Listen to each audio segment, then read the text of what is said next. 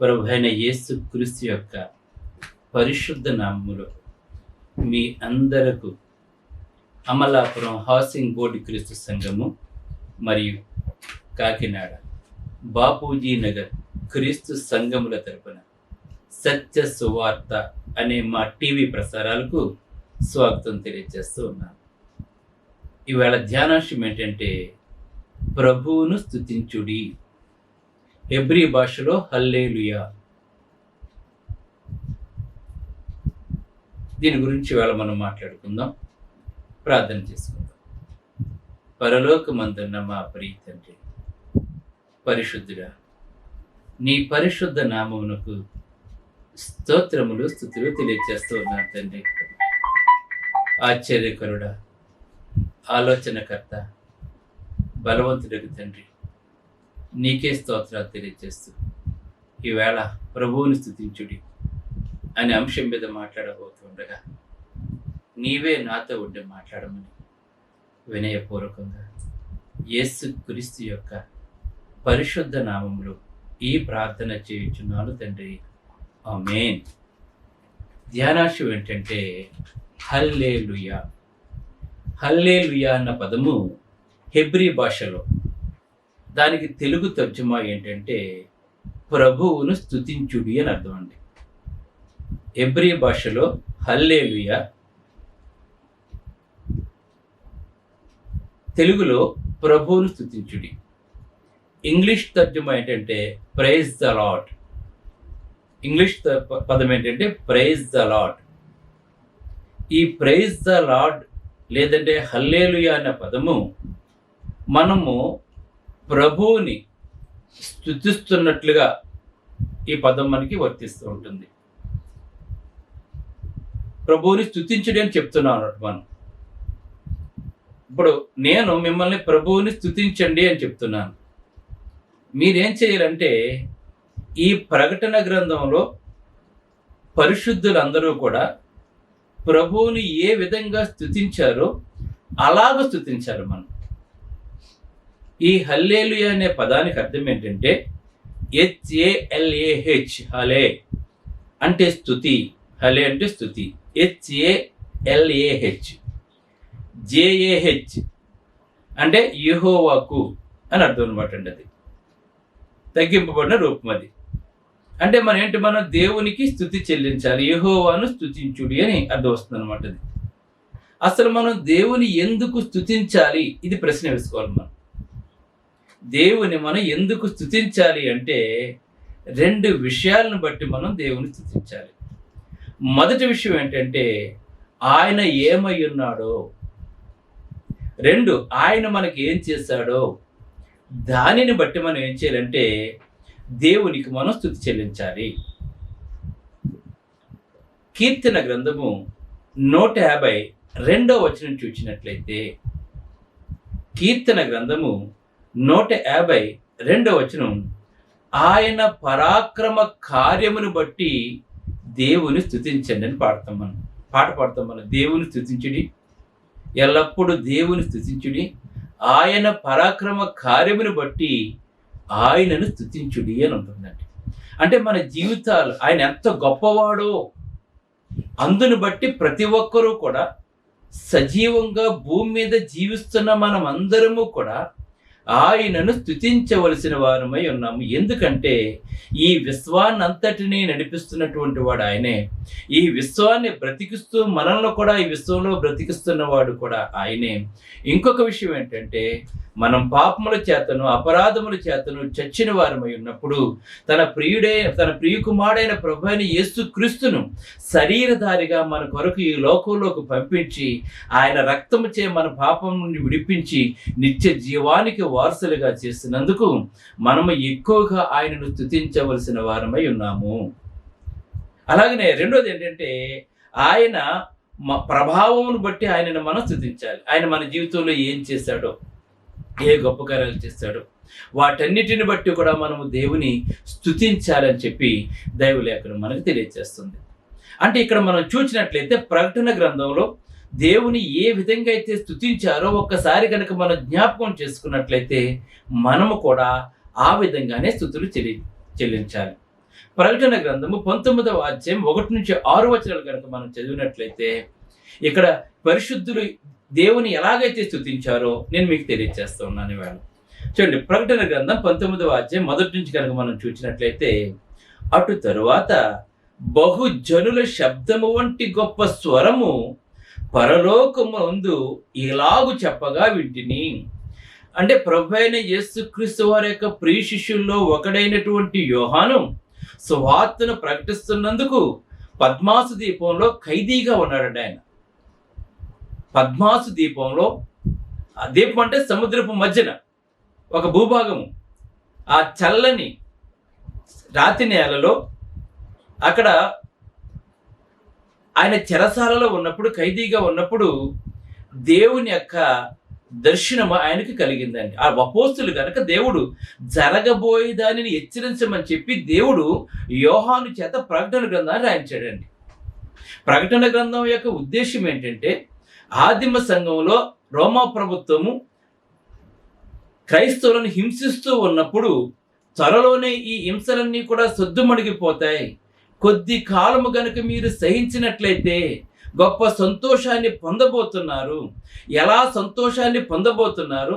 దేవుడు ఆ రోమా ప్రభుత్వాన్ని ఎలా పడగొట్టబోతున్నాడు, దేవుడు రోమా ప్రభుత్వాన్ని ఎలా పడగొట్టబోతున్నాడో, ఏం చెయ్యబోతున్నాడో, ఆ తర్వాత విజయం సాధించిన క్రైస్తవులు ఏ విధంగా జయ ఉత్సాహధ్వనులు చేస్తారో దేవుడు అలంకార రూపంలో యోహానుకు తెలియచేసినప్పుడు, అలంకార రూపంలో ప్రకటన గ్రంథం ఎందుకు వ్రాయబడినది అంటే, అది డైరెక్ట్ కనుక రోమా ప్రభుత్వాన్ని పడగొట్టేస్తానో చంపేస్తానని చెప్పి అన్నట్లయితే ఇంకా హింస ఎక్కువ పెరిగిపోతుందని చెప్పి క్రైస్తవులకు మాత్రమే అర్థమయ్యే రీతిలో అలంకార భాషలో ప్రకటన గ్రంథం వ్రాయబడింది.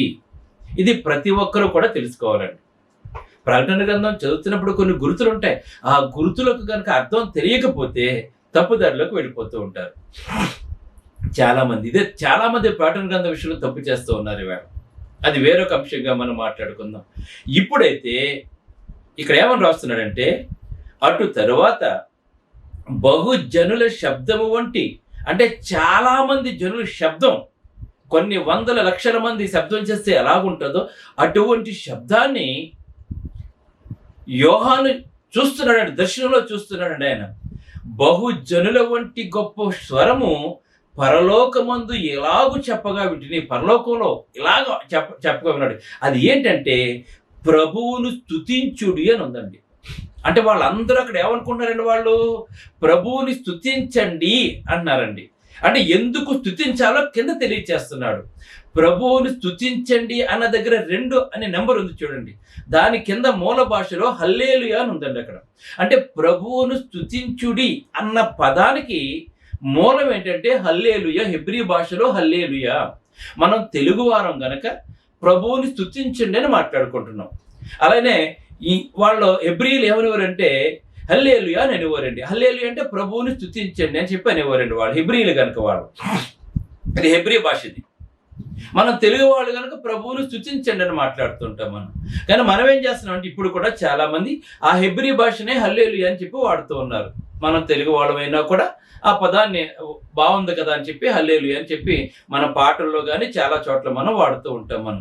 కనుక ఆ బహుజన సమూహం ఏమన్నారంటే ప్రభువుని స్తుతించుడు అని చెప్పినప్పుడు వాళ్ళు ఎలా స్తుతించారంటే, ప్రభువుని నేర్చుకోండి ఇక్కడ, రక్షణ మహిమ ప్రభావములు మన దేవునికి చెల్లును అని మాట్లాడుతున్నారండి ఇక్కడ. అది స్తుతించడం అంటే ఎలాగా? రక్షణ మహిమ ప్రభావం ఎవరికి చెల్లాలి? మన దేవునికే చెల్లాలి. మనం ఎల్లప్పుడూ కూడా దేవుని మాత్రమే మనం స్తుతించాలి. మనుషుల్ని కాదు మనం స్తుతించవలసిందండి, లేదంటే సేవకుల్ని కాదు మనం స్తుతించవలసిందండి. ఎవరిని స్తుతించాలి మనము? రక్షణ మహిమ ప్రభావాలు ఎల్లప్పుడూ కూడా సమస్తాన్ని నిర్మించినటువంటి దేవునికే చెల్లును కనుక మీరు స్తుతి అంటే ఏంటి? ఎలాగ రక్షణ మహిమ ప్రభావములు దేవునికే చెల్లును. ఇంకా ఆయన తీర్పులను సత్యములను న్యాయమై ఉన్నాయి కనుక దేవుని స్తుతించాలి మనం. ఆయన తీర్పులు న్యాయమై ఉన్నాయి. మనకు అనిపించవచ్చు క్రైస్తవులు చంపేస్తుంటే హింసిస్తూ ఉంటే ఆయన తీర్పులు న్యాయంగా ఎలాగున్నాయి అని మనకు అనిపించవచ్చండి. ఆదిమ క్రైస్తవులు అప్పుడు అనుకోవచ్చండి ఈ గ్రంథం చదివిన తర్వాత. కానీ ఇక్కడ మాట్లాడుతున్నాడు, ఎవరు మాట్లాడుతున్నాడు? ఆయన తీర్పులు సత్యములను న్యాయములై ఉన్నాయి. అంటే సత్యం అంటే అబద్ధం లేనివండి ఆయన తీర్పులు. న్యాయంగా తీర్పు తీర్చారండి ఆయన. కనుక ఆయన తన ప్రజలకు సత్యమును న్యాయంగా తీర్పు తీర్చుతున్నాడు కనుక మనమందరము కూడా ప్రభువుని స్తుతించాలి. స్తుతికి అర్థం ఇదండి. ఇక్కడ వాళ్ళు ఎందుకు స్తుతిస్తున్నారండి? వాళ్ళు ఆయన తీర్పులు సత్యములను న్యాయములై ఉన్నాయండి. ఈవేళ మనం చూస్తున్నాం, మన కోర్టులో చూస్తున్నాం, ఆ న్యాయదేవత బొమ్మ గుడ్డ కట్టేస్తారండి. మాకు జరిగిన దాంతో మాకు సంబంధం లేదు, కోర్టులో ఏదైతే సాక్ష్యం చెప్తారో అదే మాకు నిజమని చెప్పి నమ్ముతూ ఉంటారండి. కానీ దేవుడు అలా కాదండి. దేవుడు అటువంటి వాడు కాదండి. ఆయన తీర్పులు సత్యములు న్యాయములై ఉన్నాయి కనుక క్రైస్తవులకి ఆయన ఎప్పుడూ కూడా న్యాయమే చేస్తాడు కనుక, ఆయనలో రక్షించబడినటువంటి వారికి ఆయన ఎప్పుడూ న్యాయమే చేస్తాడు కనుక ఆయన మనం ఏం చేయాలంటే మనం స్తుతించండి అని చెప్పి మాట్లాడుతున్నారు. ప్రభువుని స్తుతించడం అంటే అదండి అక్కడ అని చెప్పుకున్నారండి అక్కడ. ఇంకా చూడండి, ఇంకా ఎందుకు స్తుతించాలి అంటే తన వ్యభిచారముతో భూలోకమును చెరిపిన గొప్ప వేశ్యకు, అంటే రోమా ప్రభుత్వానికండి. ఆ వేశ్య అంటే ఎవరు? రోమా ప్రభుత్వం.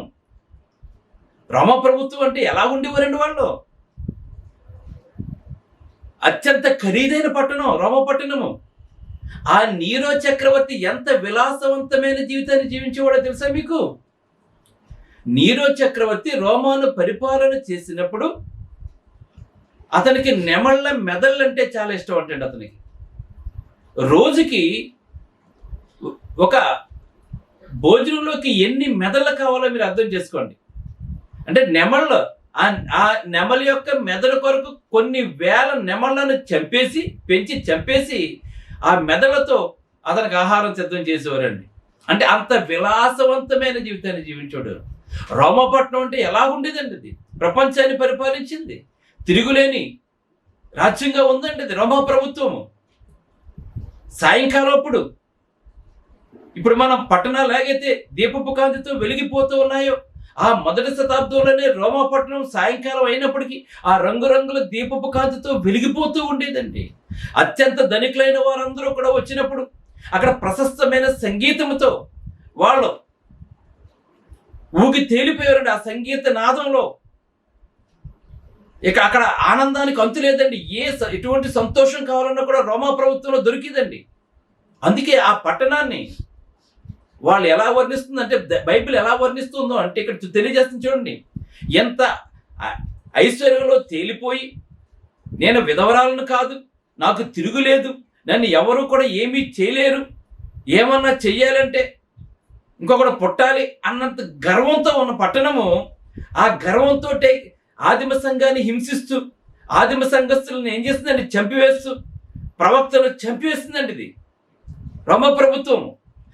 అది ఎంత భయంకరంగా వాళ్ళు సంఘస్థులను హింసించారో మీకు తెలుసా? మీకు ఆ రోమా ప్రభుత్వం, ఆ చక్రవర్తులు క్రైస్తవులు ఎంత భయంకరంగా హింసించారంటే తమ కుటుంబంలోని సభ్యులను కొలాజియం లో సింహాలకు ఎరగా వేసేవారండి. ఇప్పుడు మనం చూస్తుంటాం, కొన్ని ఇంగ్లీష్ మూవీస్ లో చూస్తుంటాం అండి, చుట్టూ జనం ఉంటారు, పెద్ద స్టేడియం ఉంటుంది, కొన్ని వేల మంది ఉంటారండి, అందులో బానిసలు ఉంటారు, రాజులు ఉంటారు, అందరూ కూడా ఉంటారండి స్టేడియంలో. మన క్రికెట్ స్టేడియం ఎలాగైతే ఉంటుందో దాన్ని కొలాజియం అనేవారండి వాళ్ళు.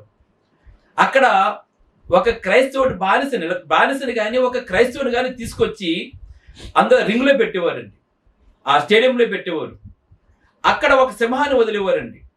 ఆ సింహము ఆ క్రైస్తవుడిని ఈ ముక్కల కింద చీల్చేస్తుంటే, అది చంపుతూ ఉన్నాడు, భయంకరంగా కేకలు వేస్తుంటే వాళ్ళందరూ కూడా అర్తనాదాలు చేసేవారండి. వాళ్ళు ఒక భయంకరమైన, మన అంటాం సునకానందం అంటాం చూసారా మనం, అటువంటి ఆనందాన్ని పొందేవారండి. ఒక మనిషి చచ్చిపోతుంటే ఆ సింహం చీల్చివేస్తుంటే క్రైస్తవుని అలాగే చీల్చివేస్తుందండి రోమా ప్రభుత్వం.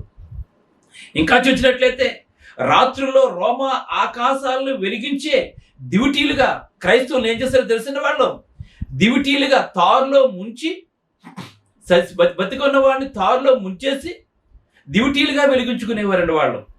క్రూరమైన వేట కుక్కల చేత వేటాడేవారండి క్రైస్తవులని వాళ్ళు. ఇంకా క్రైస్తవులు అడవి జంతువుల చర్మాలతో చుట్టేసేవారండి వాళ్ళు. చాలా భయంకరంగా వేధించారండి వాళ్ళు క్రైస్తవులండి. కనుక ఇక్కడ దేవుడు తెలియజేస్తున్నాడు, ఈ హింసలన్నీ కూడా కొద్ది కాలమే. అందుకే అపోస్తులు చావుకు ఎదురెళ్ళరు కానీ వెనక్కి వెళ్ళలేదండి వాళ్ళు ఎప్పుడూ కూడాను. చులకనైన ఈ మహాశ్రమ రాబోయే నిత్య సంతోషానికి కారణం అని చెప్పి వాళ్ళు గొప్పగా ఎంచుకుని వాళ్ళ ప్రాణాల సహితం క్రీస్తు కొరకు బలి ఇవ్వటానికి వెనకాడినటువంటి వారు అపోస్తులు ఆనాటి ఆదిమ సంఘము. అటువంటి సంఘాలు ఇప్పుడు మనకు కావాలి. మనకది ఇప్పుడున్న పరిస్థితుల్లో అటువంటి సంఘాలు మనకు కావాలండి. ఇప్పుడు కూడా ఆ వేస ఎలాగైతే ఏలుతుందో మనం కూడా చూస్తున్నప్పుడు పరిస్థితులను బట్టి ఇప్పుడు కూడా అటువంటి పరిస్థితులే మళ్ళీ ఎదురు కాబోతున్నాయి మనకి. అందుకే ఇక్కడ మాట్లాడుతున్నాడు, తన వ్యభిచారముతో భూలోకమును చెరిపిన గొప్ప వేశ్యకు అనగా రోమా ప్రభుత్వానికి ఆయన తీర్పు తీర్చి తన దాసుల రక్తమును బట్టి దానికి ప్రతిదండన చేసినందండి. ఇక్కడ చూసారా, ఎందుకు మనం ప్రభువును స్తుతించాలి? క్రైస్తవులను హింసించి తారులో ముంచి డ్యూటీలుగా వెలిగించుకొని వాళ్ళ చర్మాలు ఒలిచేసి బ్రతుకొండగానే చర్మాలు ఒలిచేసి వేట కుక్కల చేత వెంటాడి చూడండి ఎంత భయంకరంగా అయితే వేధించారో. కొలీజియంలో సింహాల చేత చీల్పించేశారండి వాళ్ళు. కనుక ఈ ప్రభుత్వం పడిపోయింది. ఇప్పుడు పడిపోయిందండి. ఇప్పుడు నేను విధవరాలను కాదు, నేను ఎప్పుడు ఇలాగ రాణిగానే ఉంటాను, నేను ఈ సుఖ సంతోషాలతో తేలిపోతాను, నేను నా దగ్గర లక్షల కొలది వెండి ఉంది, లక్షల కొలది బంగారం ఉంది, నా దగ్గర విస్తారమైన రత్నాలు ఉన్నాయి అని విర్రవీగిపోయిన అధికారంతో విర్రవీగిపోయినటువంటి ఈ రోమా ప్రభుత్వాన్ని దేవుడు పడగొట్టి నాశనం చేసేసాడండి. అదే క్రొత్త నిబంధన సంఘం అండి. ఆ సంఘానికి ఎంత శక్తి ఉందో చూడండి. మహా గొప్పగా చెప్పుకునే ప్రపంచాన్ని రోమా ప్రభుత్వాన్ని పడగొట్టింది ఏంటంటే దేవుని యొక్క సంఘం అండి. అందుకే దానియేలు 2:44 మాట్లాడుతుండు, ఆ రాజుల కాలంలో పరలోకమందున్న దేవుడు ఒక రాజ్యమును స్థాపించును. ఏ రాజుల కాలంలోను? ఆఖరి రాజు ఎవరండి? రోమాను పరిపాలన చేసినటువంటి వాడండి. ఎట్లా ఎంత భయంకరంగా క్రైస్తవులు హింసించాడో మీకు తెలుసా? మీకు విషం పెట్టి చంపేసేవాడు, విషవాయువులు చంపేసేవాడు అండి హిట్లర్ అండి. జర్మనీ వాడైతే నేను మనం చూస్తున్న క్రైస్తవులకు ఎటువంటి హింసలు జరిగిందండి. అందుకే ఆ రాజుల కాలంలో పరలోకమందున్న దేవుడు ఒక రాజ్యమును స్థాపించును, దానికి ఎన్నటికీ నీ నాశనము కలగదండి. దేవుడు స్థాపించిన క్రొత్త నిబంధన సంఘానికి ఎన్నటికీ కూడా నాశనం కాదండి. ఎంతమంది నీరోలు వచ్చినా, ఎంతమంది హిట్లర్స్ వచ్చినా కూడా అప్పుడు కానీ ఇప్పుడు కానీ ఎప్పుడు కానీ దేవుని యొక్క సంఘము ముందున్న రాజ్యాలన్నింటినీ పగలగొట్టేస్తుందండి, పడగొడుతుందండి. దేవుని యొక్క సంఘానికి ఉన్న శక్తి అటువంటిదండి. అది ముందున్న రాజ్యాన్ని పగలగొట్టేస్తుంది, దానికి ఎన్నటికీ కూడా అంతము కాదు, లయం కాదండి దేవుని యొక్క సంఘము. గనక ఏ క్రైస్తవులైతే ఆదిమ క్రైస్తవులు రోమా ప్రభుత్వం హింసించిందో, బాధ పెట్టిందో, చంపిందో ఆ ప్రభుత్వాన్ని దేవుడు పడగొట్టేశాడు. ఇప్పుడు కుక్కుట వేలుతో సహా పడగొట్టేశాడు. ఇప్పుడు ఆ వేసే పడిపోయిందండి. మాట్లాడుతున్నాడు, కనుక మిమ్మల్ని బాధ పెట్టిన ప్రభుత్వం పడిపోయింది కనుక దేవుని స్తుతించండి అని చెప్పుకున్నాడు. అది దేవుని ఎందుకు స్తుతించాలి? నువ్వు దేవుడు నీ జీవితంలో చేసిన మహోత్తరమైన గొప్ప కార్యాలను బట్టి మనం దేవుని స్తుతించవలసిన వారమే ఉన్నాం. మనం తన వ్యభిచారంతో భూలోకమును చెరిపిన గొప్ప వేసకు ఆయన తీర్పు తీర్చి తన దాసుల రక్తమును బట్టి ఎంతమంది అయితే క్రైస్తవుల్ని హింసించారో, రక్తం కార్చారో వాళ్ళందరినీ బట్టి కూడా దేవుడు ప్రతిదండన చేసెను. కనుక ప్రభువుని స్తుతించనని చెప్తున్నాడు. అది ఎందుకు స్తుతించాలి? నువ్వు ఒక కారణం ఉండాలి దేవుని స్తుతించాలంటే. ఈవేళ సంఘాల్లో మనం చూస్తున్నాం, చేతులు ఉన్న వాళ్ళు పైకి ఎత్తండి హల్లెలూయా చెప్పండి, చేతులు ఉన్న వాళ్ళు మాత్రం హల్లెలూయా చెప్తున్నాడు, చేతులు లేని వాళ్ళు హల్లెలూయా చెప్పరంట. ఈవేళ సంఘాల్లో చూస్తుంటే మనం ప్రతి దానికి మాటకు ముందు హల్లెలూయా, మాట వెనకాల హల్లెలూయా. ఇంతకు ముందు హల్లెలూయా అని పదం పలకడానికి భయపడేవారు. ఎందుకో తెలుసా? వ్యర్థంగా దేవుని నామాన్ని ఉచ్చరించకూడదు. నీకు తెలుసో తెలియదో నీకు. ఈవేళ అనేక మంది ఈవేళ మాటకు ముందు ఒక హల్లెలూయా, మాటకి ఒక ప్రసంగం చేస్తే 100 సార్లు 1000 సార్లు హల్లెలూయా హల్లెలూయా, ఇంకేముండదు ప్రార్థనలో కానీ దేంట్లో ఇంకేముండదని. ఇంకా అసలు హల్లెలూయా అర్థం నీకు తెలుసా? నీకు హల్లెలూయా అంటే ప్రభువుని స్తుతించండి అని చెప్పి. అప్పుడు ఏం చేయాలి? ప్రభువుని స్తుతించండి అని చెప్పినప్పుడు వాళ్ళు ఎలా స్తుతించారు? వాళ్ళు ఎలా గమనించండి. ఇక్కడ వాళ్ళు ఎలా స్తుతించారు? తన వ్యభిచారముతో భూలోకమును చెరిపిన గొప్ప వేసకు ఆయన తీర్పు తీర్చి తన దాసుల రక్తమును బట్టి ప్రతిదండన చేశాడు. కనుక ప్రభువును స్తుతించనని చెప్పి వాళ్ళు ప్రభువును స్తుతించారండి. అది హల్లెలూయా అని అర్థం ఏంటంటే ప్రభువును స్తుతించండి. మిమ్మల్ని ప్రభువును స్తుతించండి అని మీకు నేను చెప్పినప్పుడు, ప్రైజ్ ది లార్డ్ చెప్పినప్పుడు, దేవా నా జీవితంలో నువ్వు చేసిన మేలను బట్టి నీకు స్తుతులు తెలియజేస్తున్నాను తండ్రి, మహాప్రభావం గలవాడు నీవే తండ్రి, రక్షణ మహిమ ప్రభావం నీకే తండ్రి అని చెప్పి చెప్పాలి. అది స్తుతి అంటే.